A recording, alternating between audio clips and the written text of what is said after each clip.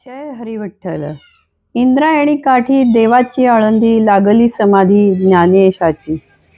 मंडळी, आळंदी हे विठोबाच्या भक्तांचे माहेरघर मानले जाते. पंढरीची वारी ही महाराष्ट्राची प्रमुख सांस्कृतिक परंपरा आहे. ही वारी सुरू कधी झाली याबद्दल विविध मते आहेत.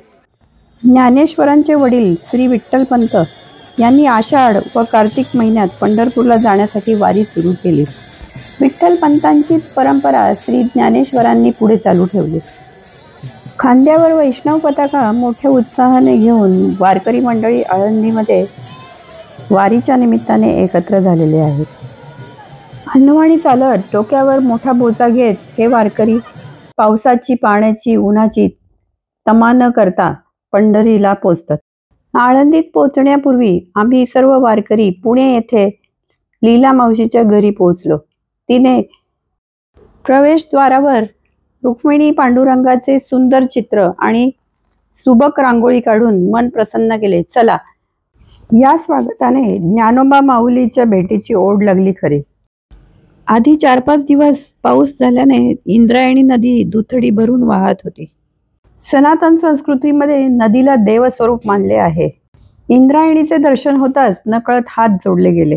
संसाराची जबाबदारी पांडुरंगाच्या शिरावर टाकून वारकरी आळंदीच्या दिशेने येत होते. आळंदीत प्रवेश करता क्षणी हे भव्य शिल्प समोर दिसले आणि मन प्रसन्न झाले. पावसाची ये-जा चालूच होती आणि आदल्या दिवशी खूप पाऊस पडून गेलेला होता. त्यामुळे सर्वत्र ओलेचिंब वातावरण होते. असा प्रश्न नेहमी विचारतात की पंढरीची वारी म्हणजे काय? त्याचे उत्तर असे की आषाढ आणि कार्तिक महिन्यातील शुद्ध एकादशीच्या दिवशी पांडुरंगाचे दर्शन घेण्यासाठी आळंदी येथून संत ज्ञानेश्वर तर देहूमधून संत तुकाराम यांच्या पादुका पालखीत ठेवून ती पालखी एकादशीच्या दिवशी पंढरपूर येथे पोचणे आणि श्री विठोबाचे दर्शन घेणे. विशिष्ट उद्दिष्टासाठी काढलेल्या या वारीमध्ये जे भक्तगण एकत्र जमा होतात त्यांना वारकरी असे म्हणतात. बघा, वारकरी नामघोष करण्यात किती मग्न झाले आहेत. अगदी उंच उडी मारून ते आपला आनंद व्यक्त करत आहेत. टाळांचा गजर, मृदुंगाचा नाद, मुखामध्ये माऊलीचा जयघोष. वारकरी देहभान हरपून नाचत आहे, ताल धरत आहे. बघा,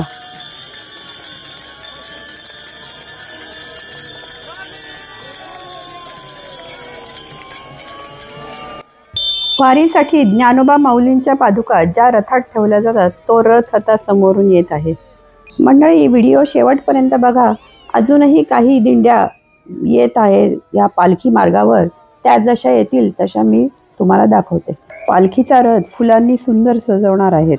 श्री क्षेत्र आळंदी येथील उमाश्रुती पाठशाळेचे प्रपाठक वेदमूर्ती श्रीकांत भट्ट चितळे यांच्या घरी वारकऱ्यांचे स्वागत झाले. गुरुवार असल्यामुळे पालखी असते ना, त्याच्यामुळे प्रस्थानाच उशिरा. आणि मग तो कळस कधी हलेल? ते प्रस्थान झाल्यावरच, रात्री. वारकऱ्यांच्या मनातील सर्व प्रश्नांची उत्तरे चितळे गुरुजी आणि त्यांच्या कुटुंबियांनी दिली. वेदमूर्ती श्री श्रीकांत भट्ट गुरुजी गेली 70 वर्षे गुरुचरित्राचे पारायण करीत आहे. त्याच्या अनुभवावर त्यांनी श्री गुरुचरित्र एक धर्मकीर्तन हे सुंदर पुस्तक लिहिलेले आहे आणि ते त्यांच्याकडे उपलब्ध आहे. स्त्रियांनी गुरुचरित्र वाचू नये असे म्हणतात. त्यावर तोडगा काढण्यासाठी त्यांनी हे गुरुचरित्रातील काही गोष्टी धर्मकीर्तनाच्या नावाखाली त्यांनी मांडल्या आहेत. गुरुजींचा नातू अभ्यर्ष चितळे याचाही वेदांचा अभ्यास चालू आहे.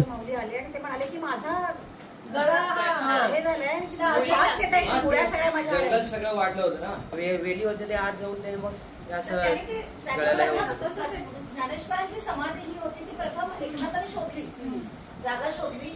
स्वतः असं म्हटलं की ते श्वास गुदमरला होता असं नव्हे. त्यांच्या ज्ञानेश्वरीच्या पुस्तकामधल्या अनेकांनी आपल्या ओव्या त्याच्यामध्ये घुसडल्या होत्या. मूळ ज्ञानेश्वरीचा जो ढाचा होता तो सगळा बिघडला होता. म्हणून त्याचं एकनाथाने शुद्धीकरण केलं आणि त्याने दुरुस्त केल्या, नको त्या ओव्या काढून. मग तिथून पुढं ज्ञानेश्वरी ही लोकांच्या पर्यंत पोहोचली गेली होती, पण ती तशीच हे झालेली होती. कारण त्यामुळं 200 वर्षाचा तो कालावधी लोटला. त्यामुळे ज्ञानेश्वरीची ऍक्च्युली ज्ञानेश्वरी ही प्रकाशात आली किंवा लोकांच्या पर्यंत पोहोचायचं काम हे एकनाथाने केलं. वारकरी वैशाली हिचा संत चरित्राचा अभ्यास चांगला आहे. 4 ते 5 मंदिरात अभिषेक असतो. पंचामृताची आरती होते. पंचामृताचा अभिषेक झाला की कोपनाचा अभिषेक होतो. 12 ते 1 मंदिर रोज, कारण नैवेद्याची वेळ असते त्यामुळे दर्शन करता येत नाही तेव्हा. 12 ते 1 म्हणजे अर्धा तास मध्ये त्यांना विश्रांतीचा वेळ, परत दर्शनाला सोडतात. संध्याकाळी आरती असते तेव्हा मी रोज आरतीला जातो. माऊलींच्या पाठीवर मुक्ताबाईने मांडे भाजले ती जागा बघितली. आम्ही वारकरी आदल्या दिवशीच आळंदीत पोचल्यामुळे पालखीचा जो ग्राम प्रदक्षिणेचा कार्यक्रम असतो तो आम्हाला बघता आला. याच वाड्याच्या पुढे ज्ञानेश्वरांनी भिंत चालवली ते ठिकाण आहे. ज्येष्ठ योगी चांगदेव समोर येताना पाहून ज्ञानेश्वरांनी त्यांच्या भावंडांसमवेत ही भिंत चालवली असे म्हणतात. आळंदीत येणारे बहुसंख्य वारकरी या ठिकाणांना भेट देत आहे. मंडळी, वारी हा अभ्यासण्याचा विषय नाही तर अनुभवायचा विषय आहे. वारीत सापडणारा आनंद विश्वातील कोणत्याच ग्रंथात सापडणार नाही. इथे प्रत्येक वारकऱ्याचे नाते एकमेकांशी माऊली या नात्याने असते. प्रपंचात राहून भक्तियोग कसा साधावा हे वारकरी पंथ सांगतो.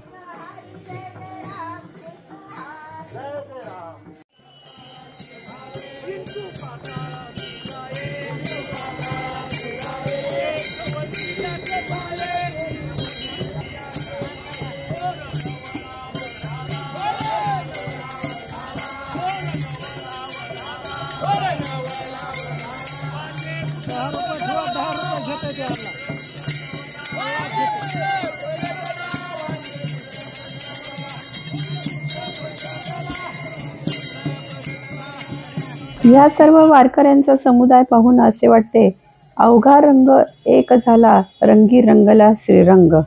त्या पाठोपाठच असा प्रश्न विचारतात की दिंडी म्हणजे काय?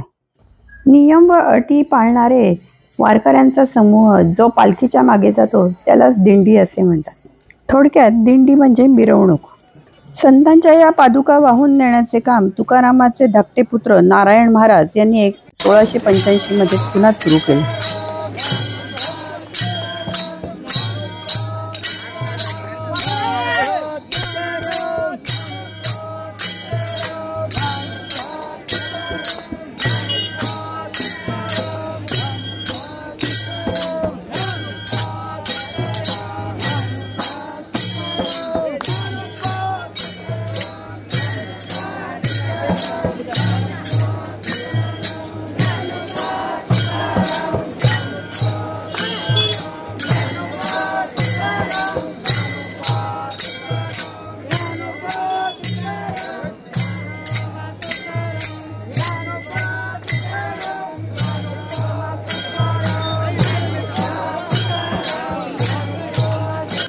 डोक्यावर जड पाण्याचा कलश आणि जड तुळशी वृंदावन ठेवून या वारकरी स्त्रिया हातात टाळ धरून कसे काय नाचतात हे केवळ अशक्य कोटीतील गोष्ट आहे.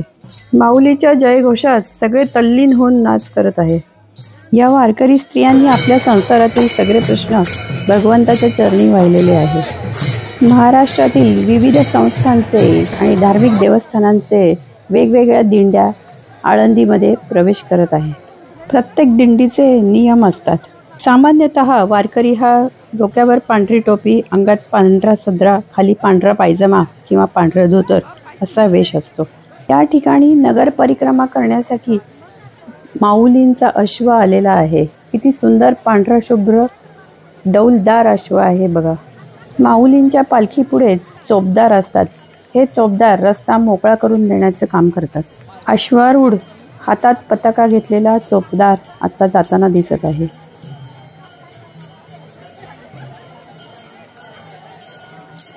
यावर्षी माऊलीच्या प्रस्थानाच्या दिवशी गुरुवार असल्यामुळे गुरुवारी स्वतः माऊलींची मंदिर वाड्याभोवती एक पालखीची मिरवणूक असते.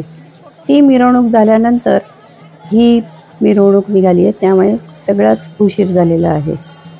एका मागोमाग एक दिंड्या या रथाच्या पाठीमागे सामील होत आहे. सर्व दिंड्यांची आणि माऊलीच्या रथाची ग्रामप्रदक्षिणा झाल्यानंतरच उद्या सकाळी या दिंड्या पंढरपूरसाठी मार्गस्थ होते.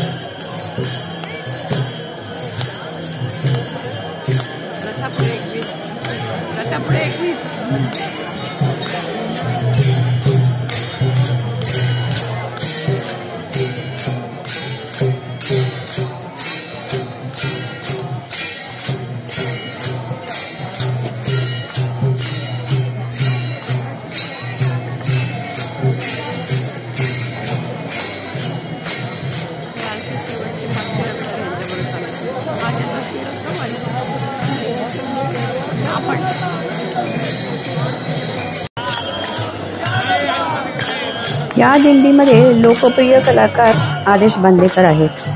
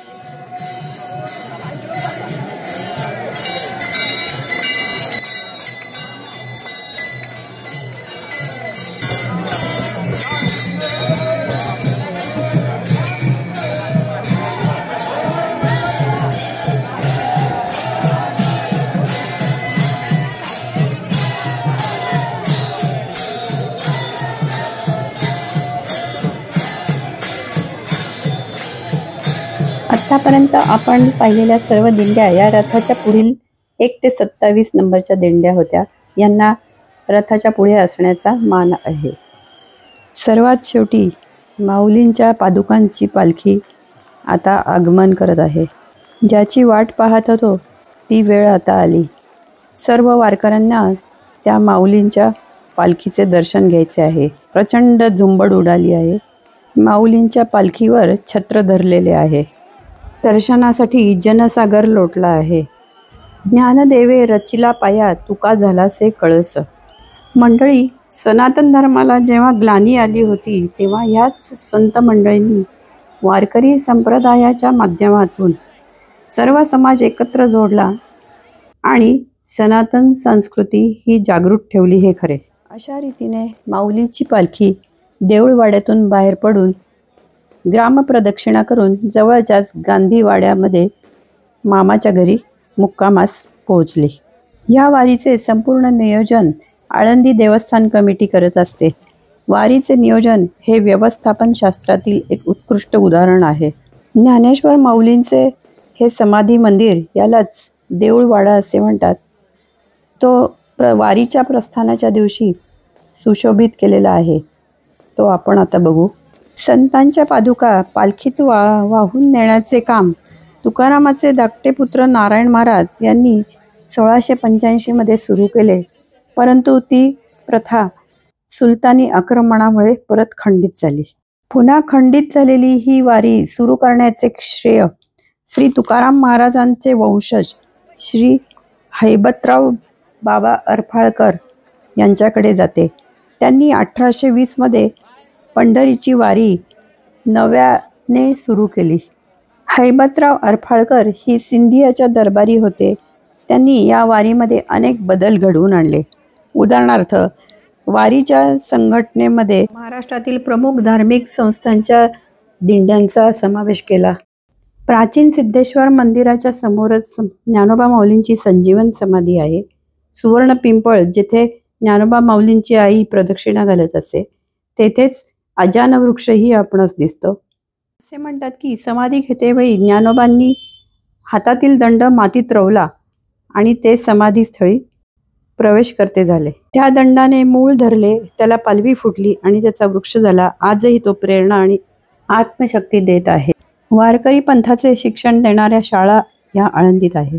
हैबतराव बाबा अरफाळकर यांनी जे नव्याने बदल केले ते असे: पालखीमध्ये पादुका घेऊन जाणे, मिरवणुकीमध्ये घोड्यांचा सहभाग करून घेणे, दिंडीच्या माध्यमातून भक्त आणि वारकऱ्यांचे आयोजन करणे, विसाव्याच्या ठिकाणाचे नियोजन करणे, त्यामध्ये सकाळचा विसावा, दुपारचा विसावा आणि मुक्कामाचे ठिकाण इत्यादी.